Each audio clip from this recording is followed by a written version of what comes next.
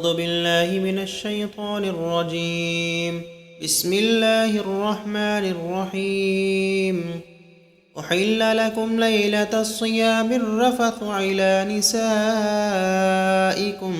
هن لباس لكم وأنتم لباس لهن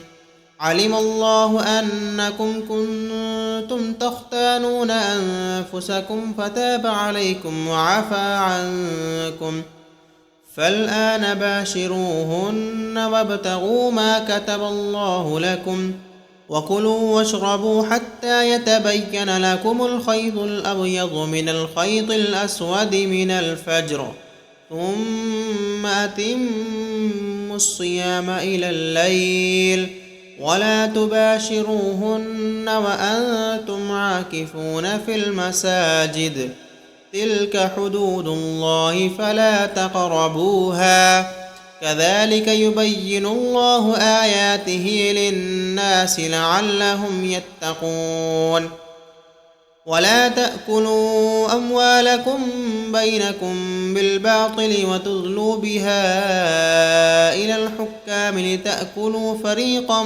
من أموال الناس بالإثم وأنتم تعلمون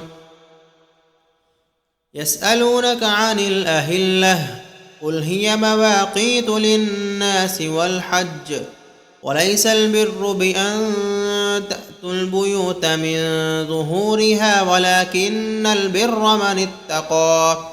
وأتوا البيوت من أبوابها واتقوا الله لعلكم تفلحون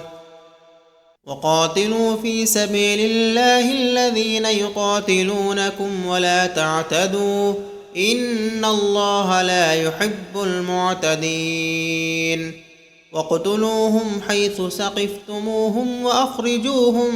من حيث أخرجوكم والفتنة أشد من القتل ولا تقاتلوهم عند المسجد الحرام حتى يقاتلوكم فيه فإن قاتلوكم فاقتلوهم كذلك جزاء الكافرين فإن انتهوا فإن الله غفور رحيم وقاتلوهم حتى لا تكون فتنة ويكون الدين لله فإن انتهوا فلا عدوان إلا على الظالمين۔ شروع اللہ کے نام سے جو بڑا مہربان نہایت رحم والا ہے۔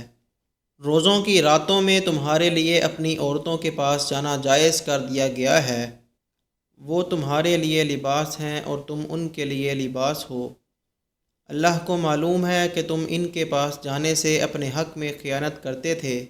سو اس نے تم پر مہربانی کی اور تمہاری حرکات سے درگزر فرمائی، تو اب تم کو اختیار ہے کہ ان سے مباشرت کرو، اور اللہ نے جو چیز تمہارے لیے لکھ رکھی ہے یعنی اولاد، اس کو اللہ سے طلب کرو اور کھاؤ پیو یہاں تک کہ صبح کی سفید دھاری رات کی سیاہ دھاری سے الگ نظر آنے لگے، پھر روزہ رکھ کر رات تک پورا کرو، اور جب تم مسجدوں میں اعتکاف بیٹھتے ہو تو ان سے مباشرت نہ کرو، یہ اللہ کی حدیں ہیں، ان کے پاس نہ جانا۔ اس طرح اللہ اپنی آیتیں لوگوں کے سمجھانے کے لیے کھول کھول کر بیان فرماتا ہے تاکہ وہ پرہیزگار بنیں، اور آپس میں ایک دوسرے کا مال ناحق نہ کھاؤ اور نہ اس کو رشوتاً حاکموں کے پاس پہنچاؤ تاکہ لوگوں کے مال کا کچھ حصہ ناجائز طور پر کھا جاؤ، اور اسے تم جانتے بھی ہو۔ تم سے نئے چاند کے بارے میں سوال کرتے ہیں، تم فرما دو یہ لوگوں اور حج کے لیے وقت کی علامتیں ہیں، اور یہ کوئی نیکی نہیں کہ تم گھروں میں پچھلی دیوار توڑ کر آؤ، ہاں اصل نیک تو پرہیزگار ہوتا ہے، اور گھروں میں ان کے دروازوں سے آؤ اور اللہ سے ڈرتے رہو اس امید پر کہ تم فلاح پاؤ، اور اللہ کی راہ میں ان سے لڑو جو تم سے لڑتے ہیں، اور حد سے نہ بڑھو،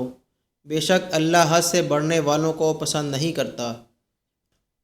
اور دوران جہاد کافروں کو جہاں پاؤ قتل کرو اور انہیں وہاں سے نکال دو جہاں سے انہوں نے تمہیں نکالا تھا، اور فتنہ قتل سے زیادہ شدید ہوتا ہے۔ اور مسجد حرام کے پاس ان سے نہ لڑو جب تک وہ تم سے وہاں نہ لڑیں، اور اگر وہ تم سے لڑیں تو انہیں قتل کرو، کافروں کی یہی سزا ہے۔ پھر اگر وہ باز آ جائیں تو بے شک اللہ بخشنے والا مہربان ہے، اور ان سے لڑتے رہو یہاں تک کہ کوئی فتنہ نہ رہے اور عبادت اللہ کے لیے ہو جائے۔ پھر اگر وہ باز آ جائیں تو صرف ظالموں پر سختی کی سزا باقی رہ جاتی ہے۔